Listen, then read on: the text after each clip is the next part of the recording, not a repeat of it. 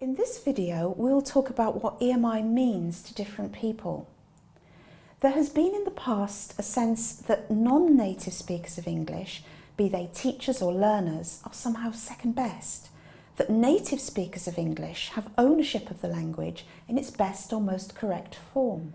That attitude has changed radically in recent years, thanks to the research of scholars such as Anna Maurinen from the University of Helsinki and Jennifer Jenkins from the University of Southampton, who have promoted research into English as it is actually used now in the world today by its millions of users, only a small percentage of whom are native speakers of the language. English is the world's language, it's lingua franca, in business, trade, technology, travel, popular culture, and most importantly for us on this course, in education, and particularly higher education.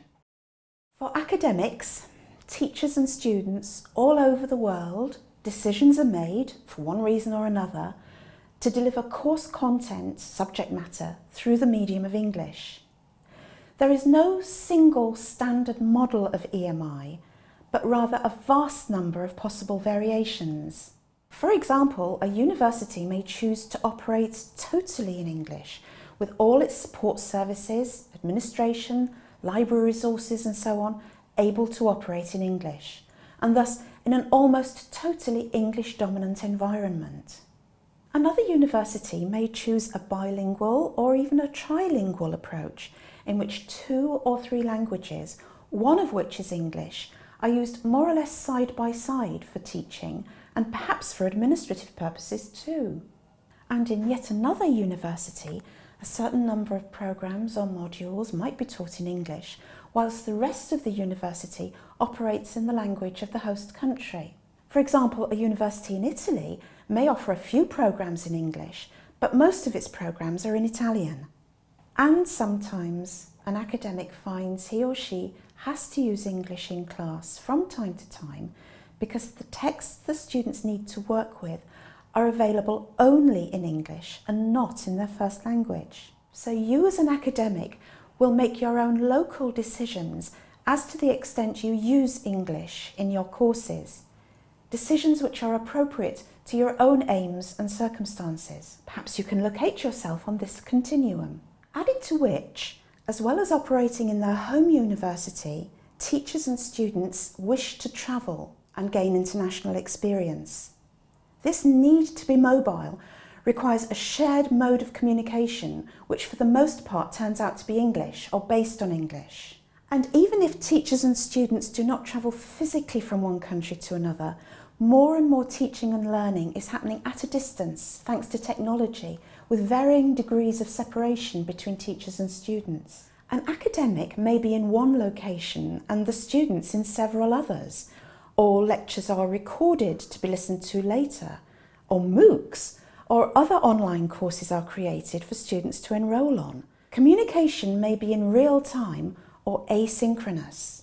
In other words, teaching and learning are not necessarily happening with all participants in the same location at the same time. When we think about successful communication, we perhaps first think of the actual words we use when we speak English in a given situation, and these are of course important. These are the building blocks in any language. But our objective goes beyond just words. The clue is in the name, English Medium Instruction. English is the vehicle for instruction through which academic content is conveyed to students.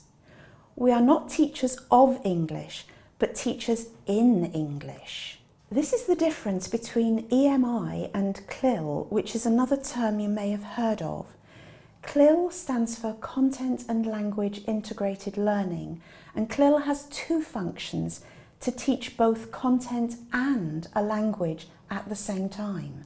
In some universities, the distinction between EMI and CLIL may be blurred, and this is fine, as each institution has its own local practice. But for the purposes of this course, we take EMI in its purest sense to mean the teaching of academic content through English, not the teaching of English, Though naturally, language grows and develops through use and practice, and your students may well acquire more proficiency and confidence in their English language skills through participating in your EMI classes.